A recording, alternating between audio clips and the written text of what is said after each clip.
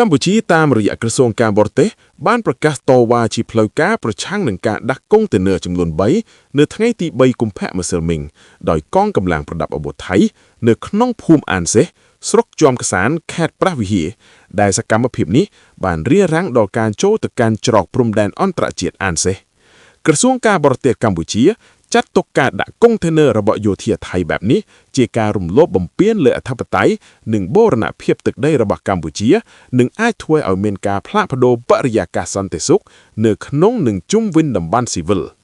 ជាងនេះទៅទៀតចំពោះក្រសួងការបរទេសកម្ពុជាសកម្មភាពថៃដូចនេះជាការពង្រឹងការគ្រប់គ្រងដោយយោធាឬបង្កើនស្ថានភាពថ្មី